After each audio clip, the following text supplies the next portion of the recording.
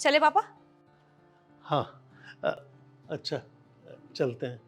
हाँ जी जाइए, रोका किसने है? और कौन सा हमारे रोकने से आप लोग रुक जाएंगे? शर्म लिहाज तो कुछ है ही नहीं आपके खानदान में। ऐसा क्यों बोल रही हैं आप?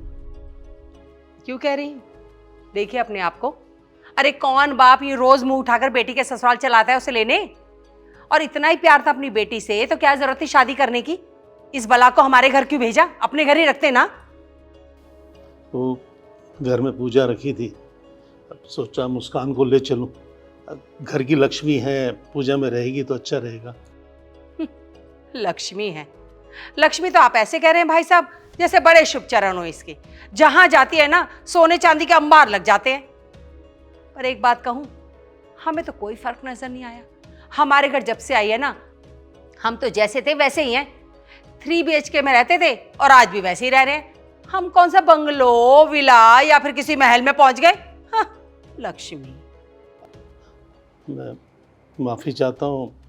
ठीक है, मैं मुस्कान को नहीं ले जाता साहब। बात मुस्कान को ले जाने या ना ले जाने की नहीं है।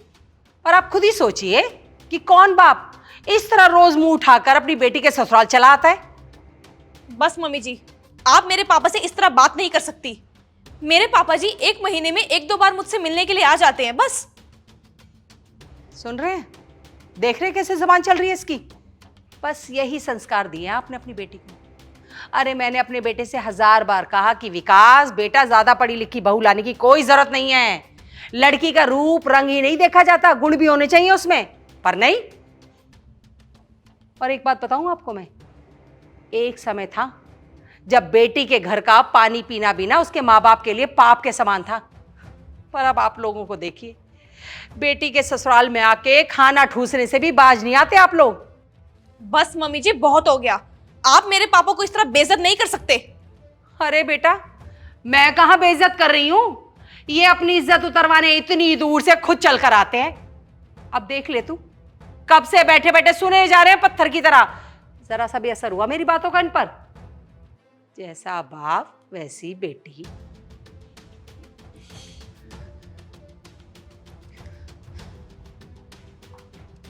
ये मुस्कान अंदर क्यों चली गई? क्योंकि उसे मेरी बात समझ में आ गई है और अब वो ना आपके साथ कहीं नहीं जाएगी। तो आप भी उठिए और निकलिए यहां से, जाइए अपने घर। अरे जाइए या पंडित बुलाकर मुहूर्त निकलवाऊं? जाइए।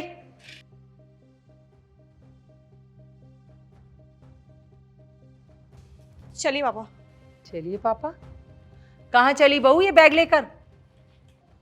अपने खुद के घर। अपने घर? शादी हो गई है तुम्हारी, भूलो मत। अब ये घर तुम्हारा है, वो नहीं। मम्मी जी सिर्फ कर कह देने से घर नहीं हो जाता। आप मेरे पापा को कब से मेरे सामने बेइज्जत किए जा रही हैं। उन्होंने आपको पता कुछ क्यों नहीं बोला? क्योंकि उनकी बेटी को आपके घर में रहना है। और एक बात बताइए, जितना कुछ आपने मेरे पापा को कहा, क्या आप अपनी बेटी के ससुर को कह सकती हैं? आपकी बेटी हफ्ते में 4 बार यहाँ रहने के लिए आ सकती है। पापा जी उसे ससुराल लेने के लिए जा सकते हैं, वहां रह सकते हैं, खा सकते हैं। तब आपके सिद्धांत और आपके उसूल बीच में नहीं आते। आज मेरे पापा जी मुझे पहली बार लेने के लिए आए, आपने उन्हें इतना बेइज्जत किया, इतना जलील कर दिया। रहने दो मुस्कान, जाने दो। ऐसे कैसे जाने दो पापा?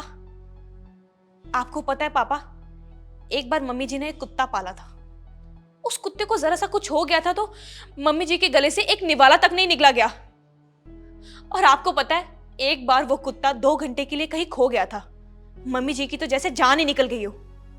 मम्मी जी, जब हम कोई कुत्ता पालते हैं ना, उसे भी अपने सीने से लगा कर रखते हैं। और यहां बात तो एक बाप की है। एक बाप ने अपने जिगर के टुकड़े को, अपनी बेटी को आपको सौंप दिया। आपको तो ऐसे इंसान के साथ नजरें झुकाकर बात करनी चाहिए। चलिए पापा। अरे बहू, तुम तो मेरी बातों को दिल से लगा के बैठ गई बेटा। अच्छा ठीक है, मेरी किसी बात का बुरा लगाओ तो हम बैठ के बात कर लेंगे।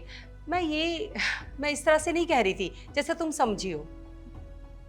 मम्मी जी काफी टाइम से बैठकर ही तो बात कर रहे हैं, लेकिन अब वक्त है फैसला लेने का। और मैंने अपना फैसला ले लिया है, मैं जा रही हूँ। और हाँ, जिस दिन आपको एक बहू की नहीं बल्कि एक बेटी की जरूरत होगी ना, आप मुझे बुला लेना, मैं चली आऊंगी। चलिए।